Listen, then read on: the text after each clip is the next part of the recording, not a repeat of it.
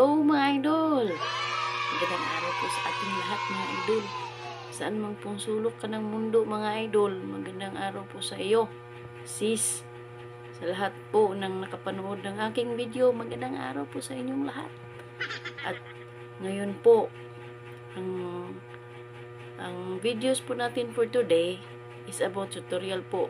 Pero kung bago ka pa lang po sa aking channel idol, ay huwag po sana mong kalimutang mag-like at mag-share at mag-subscribe na rin sa aking munting channel idol. At ito na nga po ang ating videos for today mga idol, ay tuturo ko po sa inyo kung paano nyo po ma-retrieve yung satellite account number nyo po na nakalimutan nyo na po or na-delete nyo man po or na ano ba yan, na naiwala nyo po, nakalimutan. Tuturo ko po sa inyo mga idol kung paano po natin i-retrieve yan ng pinakamadaling paraan mga idol. Yung ano lang mga idol, simple lang yan mga idol. Madali lang yan. Pero yan. At ituturo ko po sa inyo mga idol ha. Sana po ay inyong mapanood ang aking video at sana din po ay tapusin nyo mga idol. Sige mga idol, tara. At tuturo ko na po sa inyo kung paano ang simpleng pag-retrieve ng inyong satellite number ng pinakamabilis na paraan. Okay, let's go mga idol!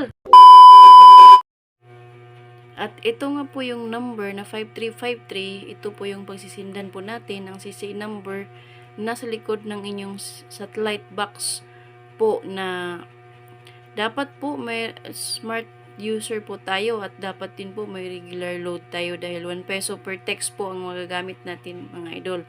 At ito na nga po yung kinuha kong number sa likod po ng box, CCE number, at yan na po rin yung format po na ifa-follow nyo po para i-send po ninyo sa 5353 para hindi po siya ma-invalid mga idol.